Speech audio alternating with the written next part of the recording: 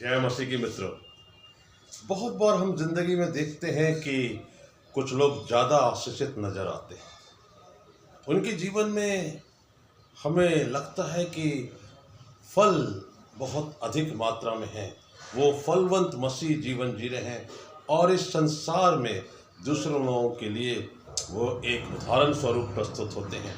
और जब मैं इन बातों की खोज कर रहा था पवित्र धर्मशास्त्र में, तो कुछ सामान्य बातें तो हमें दैनिक जीवन से मालूम है कि एक अच्छा प्रार्थना में जीवन जीना, ईमानदारी का जीवन जीना और अपने सांसारिक और आध्यात्मिक कलिसियाई जो जिम्मेदारियां हैं उनका निर्वहन अच्छे से करना, ये आशीषों के कारण हो सकते हैं। लेकिन जब हम पवित्र धर्मशास्त्र में गहराई से कुछ बातों का अध्ययन करेंगे तो उसमें दो बातें विशेष रूप से सीखने के लिए आती हैं।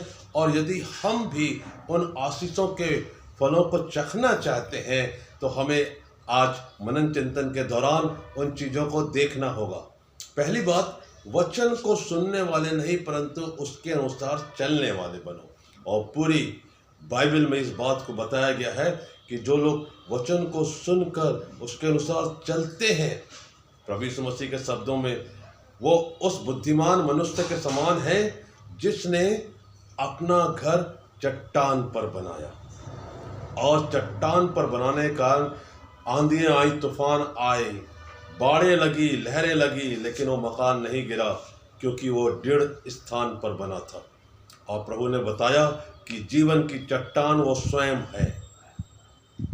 एक और दूसरी बात जो पुराने नियम से और नए नियम से हम देखेंगे, जिस पर मैं आज फोकस करना चाहता हूँ, वो है कि अनाथों और विधवाओं की सुधि लेना।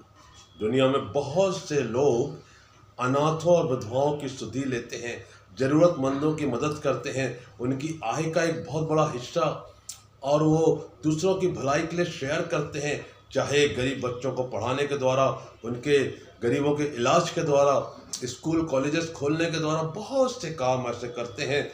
तो जो दूसरी बात जो बड़ी महत्वपूर्ण आई है समझ में, वो ये है मेरे प्रियो कि अनाथों विधवाओं की सुधि लेना। और यशाया 58 और उसका 7वां पद कहता है, क्या वह यह नहीं है कि अपनी रोटी भूखों को बांट देना, अनाथ और मारे मारे फिरते हुओं को अपने घर ले आना, अर्थात उनकी सुधि लेना।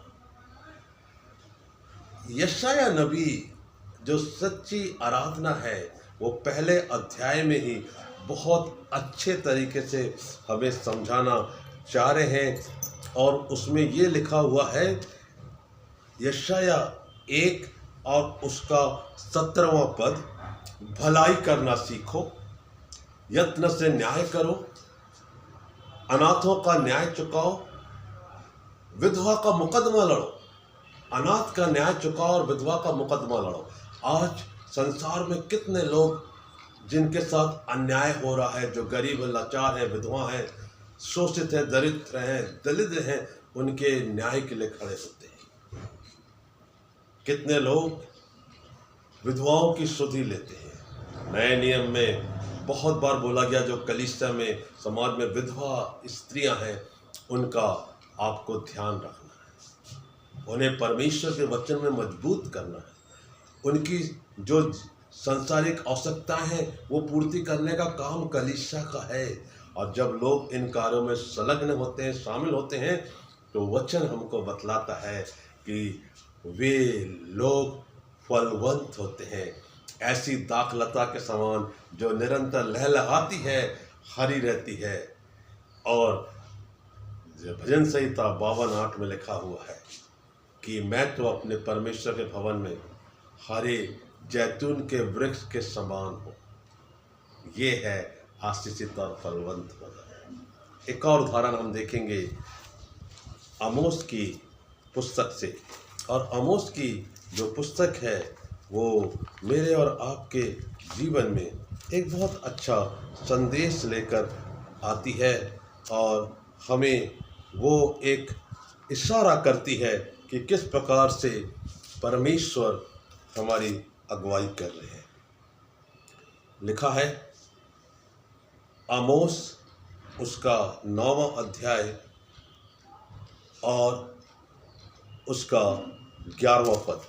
परमेश्वर यहोवा की यह वाणी है, देखो ऐसे दिन आते हैं जब मैं इस देश में महंगी करूँगा, उसमें ना तो अन्न की भूख और ना पानी की प्यास होगी, परंतु यहोवा के वचनों के सुनने ही की भूख प्यास होगी। और जब हम और आप अपनी ज़िंदगी में इन बातों को ध्यान में रखते हैं तो हमें ये बात बहुत अच्छे से समझाई जाती है, सिखाई जाती है कि हम कैसे वचन में आगे बढ़ सकते हैं। और यहाँ लिखा है 8वें अध्याय के 6वें पद में कि हम कंगालों को रुपया देकर और दरिद्रों को एक जोड़ी जूतियाँ देकर मोल लें और निकम्मा अन्न बेचें। ये सही जीवन नहीं है कि हम कंगालों पर अत्याचार करें और अच्छा अन्न ना बेचा जाए। परमेश्वर पिता मुझे और आपको सावधान कर रहे हैं मेरे प्रियो कि हमारा जीवन में कितना ज़रूरी है परमेश्वर की इस बात को समझना कि हम कैसा जीवन जी रहे हैं। और इसलिए जो हमने आज बात रखी है उसको हमको अपने जीवन में रखना है कि हमारे सामने एक चुनौती है कि हम अनाथ व विधवाओं की स्तुति लें और उनके जीवन में जो आशीषें परमेश्वर ने मुझे और आपको दी है बांटने की कोशिश करें।